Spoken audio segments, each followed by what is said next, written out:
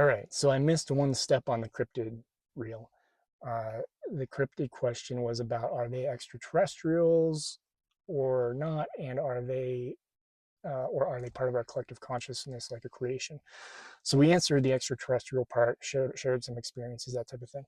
Yes, they are also creation because we create different beings with our conscious mind. We shift our realities to create those scenarios. We put energy into things. I do believe Santa Claus is real.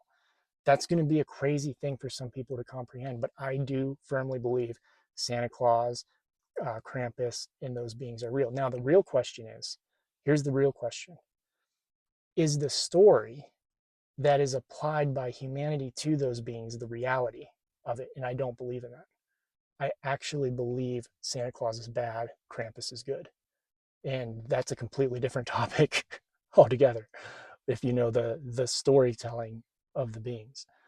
Um, and I can rant about that all the time, but they are products right now of our collective consciousness.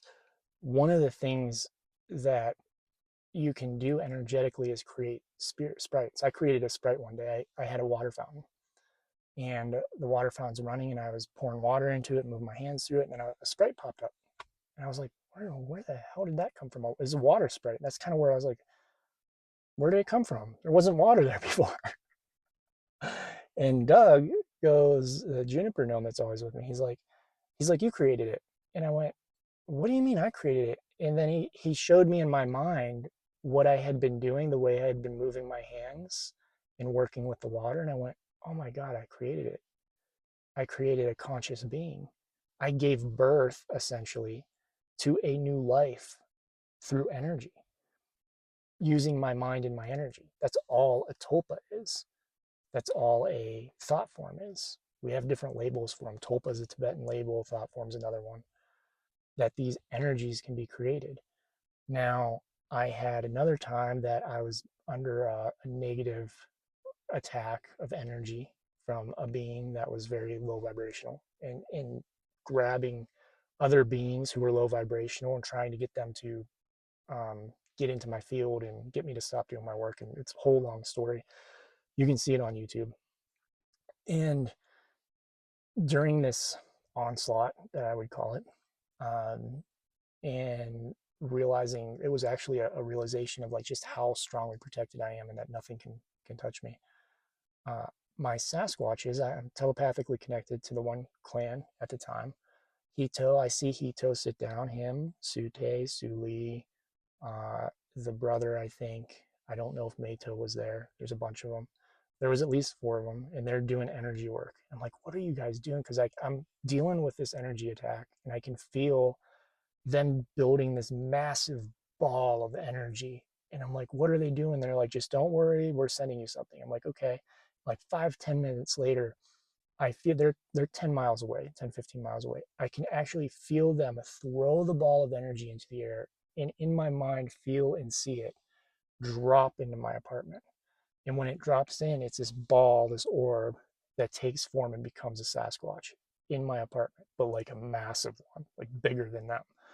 And then the other beings that were in the apartment just kind of stepped back and went, you know what, we're going to let him deal with this problem, and we're just going to sit here. We're going to stay out of its way, because it was programmed, created, birthed, programmed to protect my space at all costs. And like, don't get in its way type of thing. It's going to do its job. So here's the thing: we can do that. Other beings can do that, because everything is energy, and we can create it with our minds. We can create it through energy work. We can create it through ruminating on it. Through just, this is why it's so important that the other uh, um, uh, those who want negative realities use our media, our television programming, to program people over and over with these same concepts, that of fear, concepts of fear. Because if you ruminate on it, if you put energy into it, you create it, you create that reality, you shift into that reality. Now, do you actually create that reality? You could argue that you just shift yourself to an experience where that exists, but there is a sense where you create actual beings and give them life, give them energy, and program them to exist. Now, as a collective, imagine that I go and I create this little sprite and nobody's ever heard of a sprite. And so I start telling a story about sprites. And then the collective starts thinking about these little sprites that I created. And then somebody else tells a story about it. It just makes one up. It doesn't even have to be real.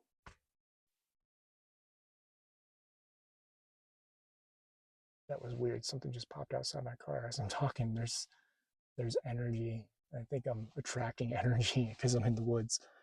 But imagine that something is being created and energy is being, you know, uh, snowballing essentially. You get into this space of creation where, wow, there's a lot of energy here. Something's watching and I'm just not sure what it is yet. So I'm gonna have to check when I get off the phone. But you get into the space of creation where you keep putting energy into something and it will manifest. It will create itself. It's part of the reason why I always say authors who are creative authors, creative storytellers, all of those worlds exist. Every single one of them. Whether they created it on their own or just tapped into an existing one, they all exist in some way, somewhere, someplace.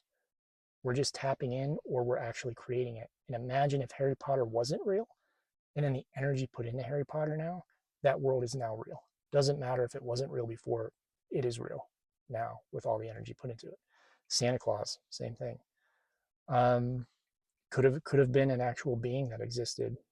Somebody took the story, used it, twisted it, and did their thing with it. Created a collective um, energy around it, type of thing. Here's the key: if you create something, you have to continue to put energy into it until it can actively live on its own and continue energizing itself. That's when it becomes conscious. If it just phases and fizzles, it'll, like the sprite just fizzled after a while. The Sasquatch disappeared in the morning, the Tulpa Sasquatch. They didn't have the energy to continue existing. And if it doesn't have the energy to continue existing, then it doesn't have the energy to create a separation consciousness, I guess you would call it, like we have, a soul, essentially. But it can happen if you give it enough energy. You can create something that has a consciousness, that has life to it, and can maintain itself and act on its own and is programmed for different things and, has a life to it, essentially. We're all just programs of energy, like very, very collected energy. So cryptids are part of that too. They are extraterrestrial, some are galactic, some have been just created because somebody went out to the woods, experienced something crazy, didn't know what it was. Oh man, I think there's a big alpha Sasquatch around. Didn't know what this, and I'm talking about cryptids, that's why they're interested. Didn't know what it was, and this person came back and told a story. And when they told the story, they were, it's like the old fisherman's tales that they show in the movies. There's a guy at a bar drinking, and he actually caught a fish like this big, but he's drunk, so he's telling a story. It's this monster thing that's in the ocean, and then other people start telling it, and people want to go try to hunt it down, and all this collective consciousness, collective energy putting to work, collective creation, co-creation type of thing. That's what we're doing now. We're co-creating new realities. We're not doing it for beings. We're doing it for realities to get ourselves out of a negative reality and into a benevolent reality. To do what I've done, to get myself out of the reality of the 3D into nature, into doing this work. We're co-creating. You're helping me co-create my reality to stay here. Those of you who support me monetarily are helping me stay in a reality that's free, that exists like this. It's all co-creation. Wherever we put energy, it lives. And it's the whole idea of what's her name from Peter Pan, Tinkerbell. If you stop believing in her, she disappears. That type of thing. So let me know if you have any questions. Love you all.